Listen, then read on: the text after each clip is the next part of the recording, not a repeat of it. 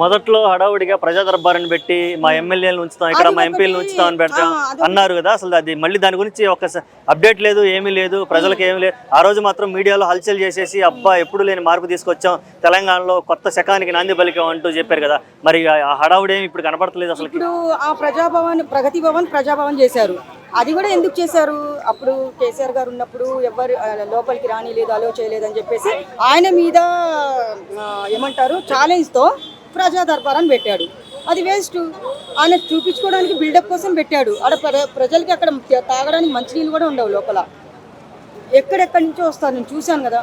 అందరూ కన్నీళ్ళు పెట్టుకొని మేడం మేము ఎక్కడి నుంచో వస్తున్నాం మేడం, చెప్పండి మేడం అని చెప్తే చిన్నారెడ్డి సార్ అనేది ఇన్ఛార్జ్ ఇచ్చారు. ఆయన దగ్గర కూడా తీసుకుపోయి నిలబెట్టా నేను. సార్ వీళ్ళకి ప్రజలు చేయండి సార్ ఏమన్నా ఒకటి అని చెప్పేసి నేను కన్నీళ్ళు పెట్టుకుంటే తీసుకొని వెళ్ళి, నా దగ్గర వీడియోస్ కూడా ఉన్నాయి, మీకు సెండ్ చేస్తాను. నేను ఎన్ని ఛానల్స్లో మాట్లాడి ఉన్నాయి నా దగ్గర. కానీ నాకు వాళ్ళు రిటర్న్ కాల్ చేస్తుంటే నాకు బాధ అనిపిస్తుంది. ప్రజాభవన్, ప్రజా దర్బార్ అనేది ఒక స్టైల్ కోసమే పెట్టారు. ప్రజలు వేస్ట్, అది టైంపాస్ అంతే.